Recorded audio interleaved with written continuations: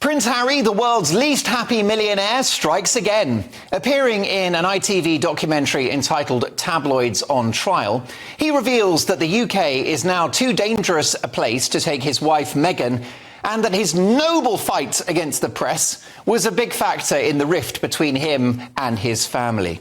Now, phone hacking is a shameful chapter in the history of British journalism. But Prince Harry's spiteful war against the newspapers goes beyond this appalling crime. It's a damaging obsession which, if these figures in the elite had their way, would threaten the ability of journalists and broadcasters to hold wealthy and powerful figures to account. Harry, who has made moaning about his life an Olympic sport, said in the TV interview that it would be nice if all of the royals could pursue this legal action against the newspapers as a family. Who is this man to lecture anyone about family values when he threw those closest to him under the bus in that disgraceful Oprah Winfrey interview, in which he allowed a family member to effectively be branded a racist for the great crime of wondering which of the parents their unborn child would take after? Harry has done interviews slamming King Charles's qualities as a father. He embarrassed his brother William with a revelation about a fight they had, which led to a right hook from William, causing Harry to fall to the floor. Poor Diddums. Brothers fall out, families fight. This should have stayed behind closed doors. But Harry, of course, needed material for his tedious book Spare, the only use for which I've found is as a doorstop. So he was happy to auction off intimate family secrets to the highest bidder and compare Harry's needless and very public war against the newspapers, which has seen him face the humiliation of withdrawing his libel action against the Mail on Sunday, to the discreet way in which Prince William settled with Rupert Murdoch for a huge sum out of court in order to preserve the integrity and privacy of the family. That is how it's done. In this latest TV interview, Harry has talked about abuse, intrusion and hate. Well, he must have been looking in the mirror. Now, the roots of this are likely in the tragic death of his mother, Diana. One can't imagine what he went through as a little boy following his mother's hearse on the day of the funeral, something that should never have been allowed to happen. But Diana was killed by foreign paparazzi pursuing her car into a Paris tunnel, a car driven by a speeding drunk security guard employed by the Al Fayed family. For that to be the basis of a vicious attack on the British press is a punishment that does not fit the crime. The truth is, Harry, that you're famous and a royal, which brings with it untold privilege, and it comes at a price. That will never change. Sorry, man, them's the breaks. But let me tell you, it's better than what some of my viewers and listeners go through as they battle on a daily basis to put food on the table, to clothe their kids, to stay on top of the credit cards, pay the mortgage or rent, and to keep the lights on. I might send Harry the world's smallest violin. It won't cost me much in post and packaging. Now, as it happens, I would like Prince Harry to reunite with his UK family and come back to this country. I am in a mood to forgive.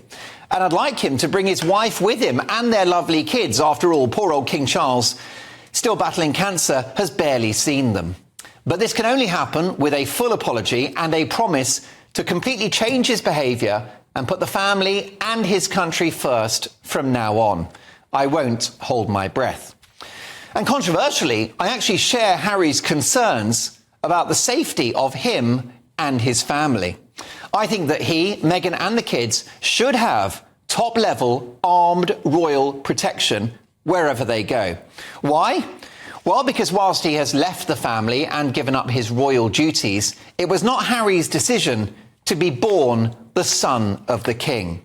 And I'm deeply concerned about the safety of Harry and Meghan, both here and abroad.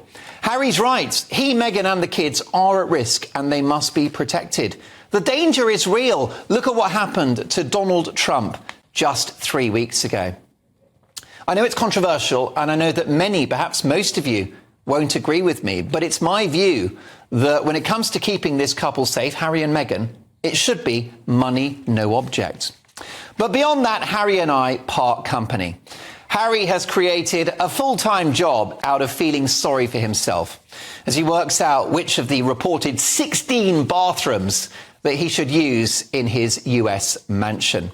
He needs them because the effluence pouring out of him via podcasts, books and TV shows is unending, and his reputation is in the toilet. Sadly, it's too late for Harry to flush away the damage he's done.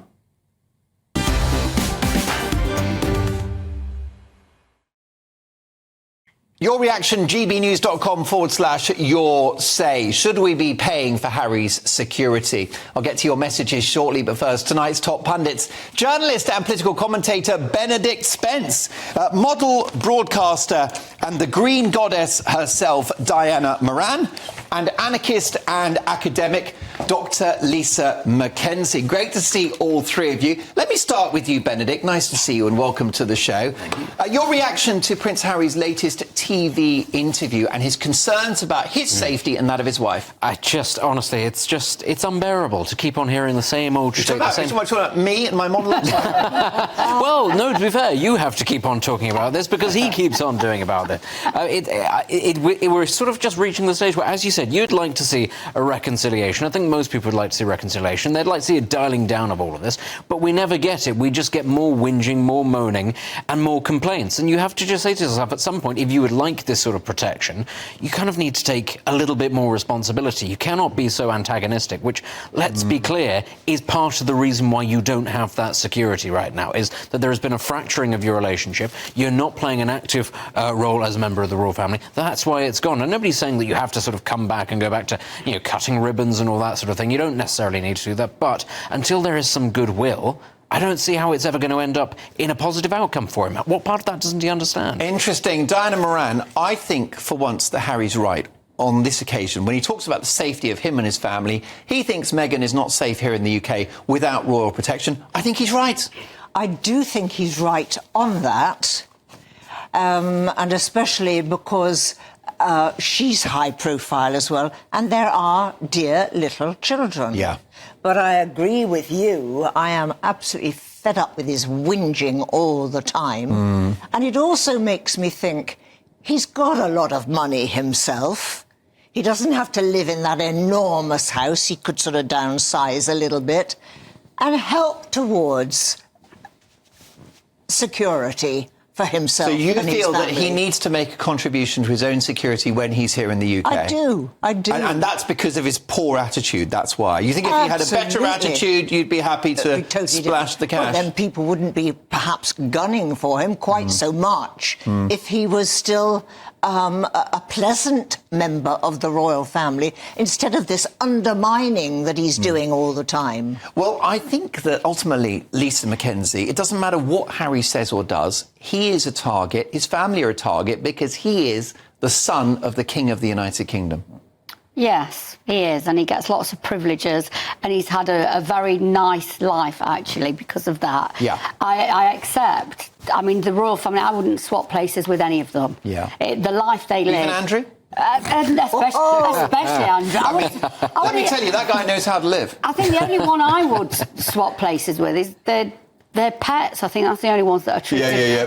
Maybe one of King Charles's horses. Yeah, because they get treated quite well, don't they? yeah, that's true. But he's in America. He's in the US. He's chosen to do that. He sees himself as the Clooneys or the Obamas, yes. The Clintons. Yeah. That's where that's where him and his wife are sort of putting themselves. To do that, you've got to have a lot of money, much more money than he has actually got. Yeah. So if that's what he's aiming for, he's aiming to be some sort of world leader. Yeah. I think he needs to be more realistic. The royal family have never been known for their intelligence, brains, or logic. Yeah.